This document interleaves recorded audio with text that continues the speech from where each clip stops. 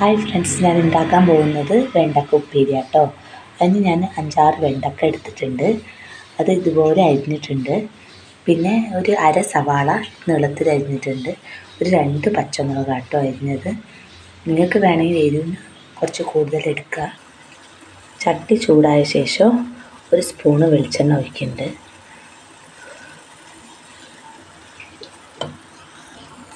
എണ്ണ ചൂടായ ശേഷം ഒരു അര ടീസ്പൂൺ കടുക് ഒഴിക്കുന്നുണ്ട്.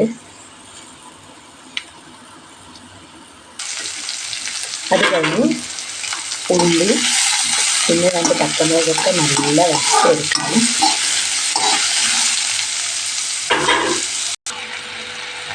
വെണ്ടക്ക ഇട്ട് കൊടുക്കാം കേട്ടോ. ഇട്ട് കൊടുത്തിട്ട് നന്നായിട്ട് നടക്കാം. പിന്നെ ഒരു തുള്ളി വെള്ളം ഒഴിക്കരുത്, ആവിയിൽ മൂടി വെച്ചിട്ട് വേവിക്കണം കേട്ടോ. ഒരു 1/4 ടീസ്പൂൺ മഞ്ഞൾപ്പൊടി ഇടുക കേട്ടോ. ഒരു 3/4 സ്പൂൺ ഉപ്പ് ഇടുക കേട്ടോ. നല്ല ഒന്ന് വാടിയ ശേഷം ഒരു തുള്ളി വെള്ളം ഒഴിച്ച് പിന്നെ നന്നായിട്ട് ഇളക്കിയിട്ട് പിന്നെ ആവിയിലിട്ട് വേവിക്കുക. ഇതാണ് കേട്ടോ ഉപ്പേരി വെച്ചപ്പോൾ